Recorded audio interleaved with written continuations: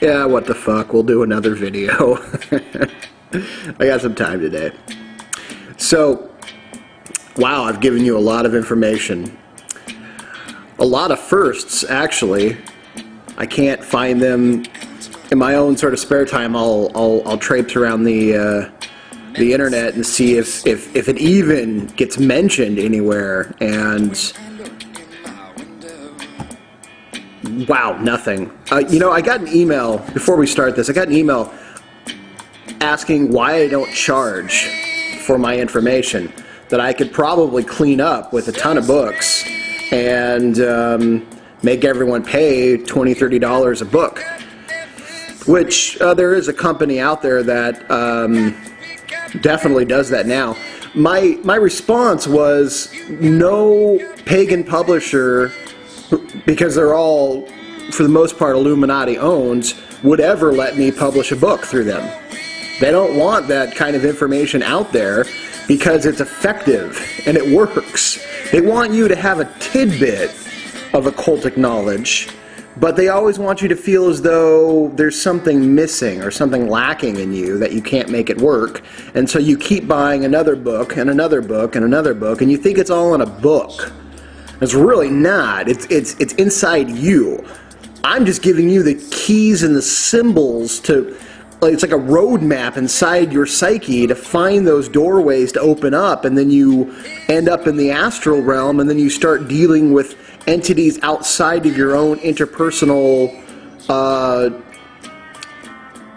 realms that are you, but now you're dealing with something that's outside of you, that has an intelligence, just not necessarily a physical body. I've been asked by a number of somewhat prominent individuals to actually teach their sons and daughters, all of which I said no, because I know where their money came from, and I know where it's going, and I know eventually what groups that these sons and daughters will attach themselves to. And there's no way. So I'm going to give it to you, okay? Because you're not going to find it in a book. All the so-called major occult gurus, I'm going to be honest, really sound like a bunch of fucking idiots. And the ones who truly do know what they're talking about keep this information, and they don't release it unless you are willing to pony up thousands of dollars to do it. I think magic has been in the hands of the wrong people and secret societies for too fucking long. So I'm going to do what's unprecedented. I'm going to give it to you for free. The only thing I require as payment, okay, is that you do practice, apply the information that I give you, and that you fight tooth and nail the Illuminati and the reptilian agenda. That's it. I mean, in that way, we could restore everything, and I could go back and get, you know, a regular 9-to-5 job in a true free market economy and live very comfortably. You know? I mean, that's really the whole point. We live in a fascist dictatorship disguised as a democracy, which is wrong because we're technically really a republic, and we're being told the evils of fascism and being told that it's capitalism or a free market. Total nonsense. So I'm going to give you this information. I gave you the how to connect with Mars. Do it. I've given you a major secret on the Word of God, the fire breathing, the words of fire. Use that. Meditate on it. I've given you a major passage, a rite of prayer that is used to open up the watchtowers, but its true purpose was to align you with the four elements and the prime creator. Okay? I'm telling you about the Faustian Pact because I want as many people out of that. I want to see the Rockefellers, after they die, I don't want them to have enough souls to make payment on all the horrible, awful, hideous things that they have done. Let me tell you, hideous, hideous, hideous things that they have done. I want them to have to pay and I want them to have to collect on the Faustian Pact that they've served, because they get out of the Faustian Pact for the number of souls they can get to go into it. I don't want them to have any souls. I want them chained in service to the dark physical master that controls the earth, okay, or controls and chains physicality. You are, they are making you a slave. I would prefer you wake up and then they have no choice, because there's no wiggling out of that. They had their wiggle room, and it's now leaving. I want the entire Illuminati paying for all their sins. So, the point of this video, since we're talking about becoming a magician, now it's time to reveal to you what part of you is the true magician. That part of you is not... Let me backtrack. Astrology and your natal chart are absolutely vital. Okay? Absolutely vital. Because they will tell you what planetary energies you are born with and on what planetary spheres how you are seen. So let's just say I have Cancer in my Jupiter. Okay? That's how I'm seen. I'm a fourth level in that place as a Cancerian within the planetary realm of Jupiter, and that's really where a lot of my knowledge and my position in this physical world came from. There's other things about it too, but you will find out more about that as you delve into your astrological chart. The one thing I need you to begin to do is learn that you perform magic from your moon sign. Your moon sign is the side of you that controls and performs your magic or your ritualism. You become the magician of your moon sign. Okay? So for me, my sun sign is I'm a cusp. I'm a Taurus Gemini cusp.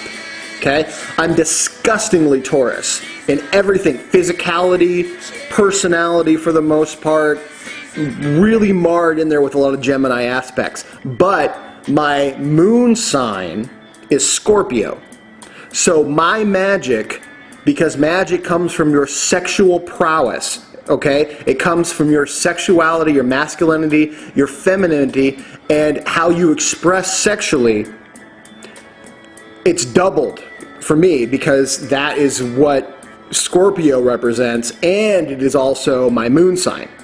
So it's time for you to begin learning everything you can about what your moon sign is.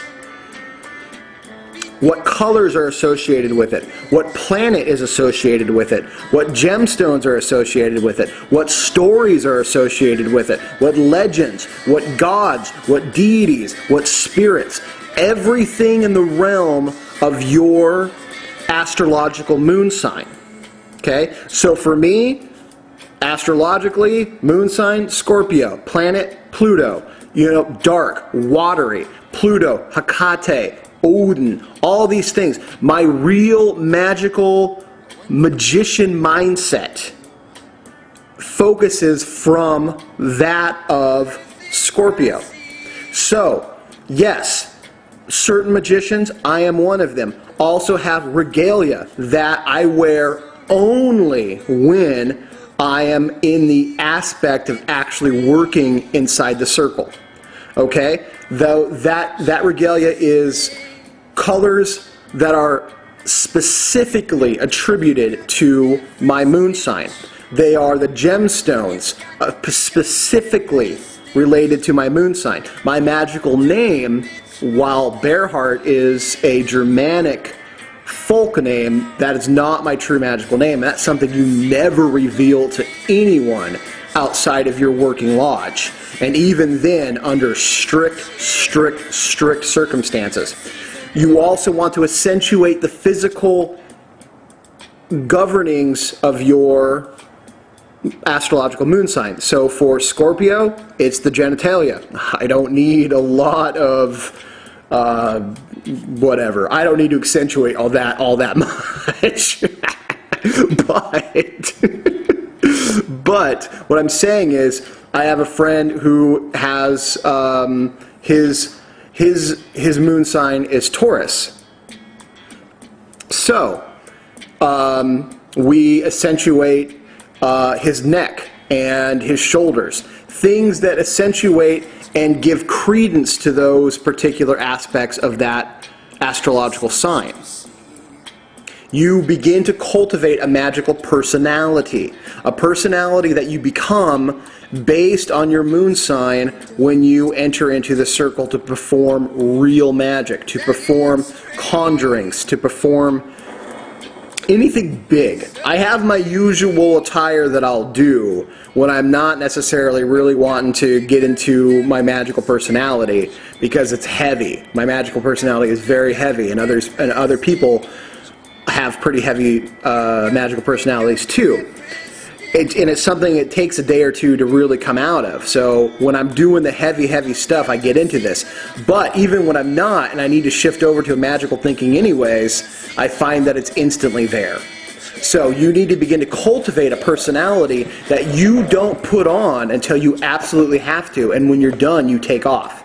The danger of a magical personality, and Aleister Crowley is absolutely proof of this. Aleister Crowley became his magical personality, and you know, outside of also being a pedophile, an egomaniac, a rapist, and a number of other things that he was, he also decided that he was ultimately superior and tried to take on a couple major spirits that really put him in his place really quick, and he died. I mean, done. I mean, thank you, those spirits, for eliminating such a scumbag. But like I said, your magical personality is very, very important. So I'm introducing this idea. If anyone out there needs help with this, let me know, and we'll find out your moon sign for me.